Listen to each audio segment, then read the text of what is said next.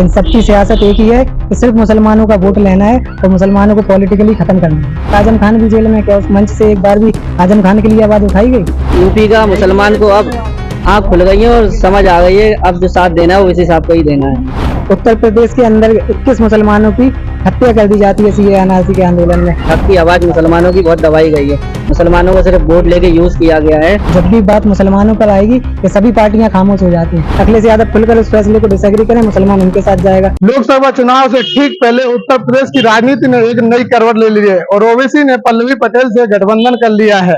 इसके साथ ही 20 मुस्लिम बाहुल क्षेत्रों में अपने उम्मीदवार भी उतार दिए हैं। अब सवाल यह उठता है कि यूपी का मुसलमान किसके साथ जाएगा, अखिलेश यादव की ओवैसी? इसके साथ ही जनता से हम बात करेंगे, क्या कुछ कहना है यहाँ की जनता का। इस बार मुसलमान वोट किसके साथ जाएगा? असदुद्दीन ओवैसी के साथ। क्यों जाएगा? इसलिए जाएगा क्योंकि अखिलेश यादव कभी हमारे मुद्दों पर बात ही नहीं करते। आप अखिलेश यादव से कहिए, जिस तरह देश के मुसलमानों ने सीए एनआरसी का आंदोलन किया, अखिलेश यादव ऐसे आंदोलनों को लीड करें। अखिलेश यादव जिस तरह असदुद्दीन ओवैसी ने सुप्रीम कोर्ट के फैसले को डिसएग्री किया, अखिलेश यादव खुलकर उस फैसले को डिसएग्री करें, मुसलमान उनके साथ जाएगा।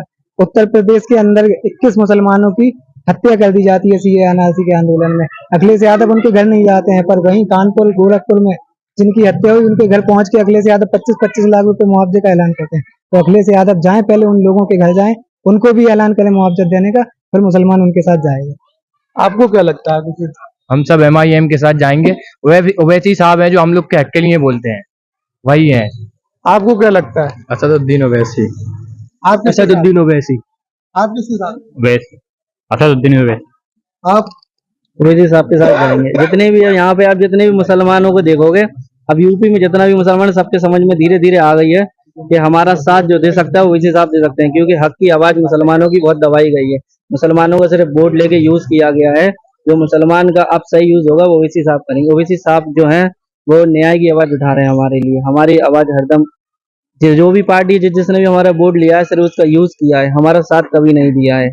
हमारे हक में कभी किसी ने आवाज नहीं उठाई। जो आवाज उठाई है वो ओवैसी साहब ने उठाई। कहने को सांसद वो वहां से थे, लेकिन संसद में हमेशा लड़े हैं हम लोगों के लिए। क्यों लड़े? उनमें एक अपनापन है।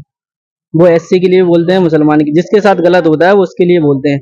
ये नहीं है हमारा पार्टी का लीडर है तो उसके लिए बोलेंगे, नहीं, हर किसी के लिए आवाज उठाते हैं ओवैसी साहब। इसलिए यूपी का मुसलमान को अब आँख खुल गई है और समझ आ गई है, अब जो साथ देना है वो ओवैसी साहब का ही देना है। आप किसके साथ हैं? ओवैसी के साथ पतंग। भैया आपको क्या लगता है? MIM party.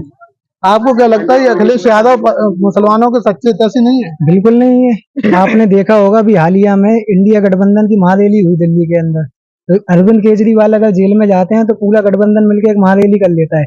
वहीं उन्हीं की पार्टी के आजम खान भी जेल में, क्या उस मंच से एक बार भी आजम खान के लिए आवाज उठाई गई? नहीं उठाई गई। तो जब भी बात मुसलमानों पर आएगी ये सभी पार्टियां खामोश हो जाती हैं। इन सबकी सियासत एक ही है कि सिर्फ मुसलमानों का वोट लेना है और मुसलमानों को पॉलिटिकली खत्म करना है। नमस्कार, मैं हूं उदय कुशवाहा और आप देख रहे थे कालखंड का डिजिटल मंच। दोस्तों, इस दौर में जहां पत्रकारों पर चाटुकार होने का आरोप लग रहा है, तो वहीं हमारी टीम हर कालखंड का सच आप तक पहुंचाने की कोशिश कर रही है। इसलिए आइए हमारे साथ और हाथ से हाथ मिलाकर दीजिए हमारा साथ, क्योंकि हम बनेंगे आपकी आवाज। जय हिंद, जय भारत।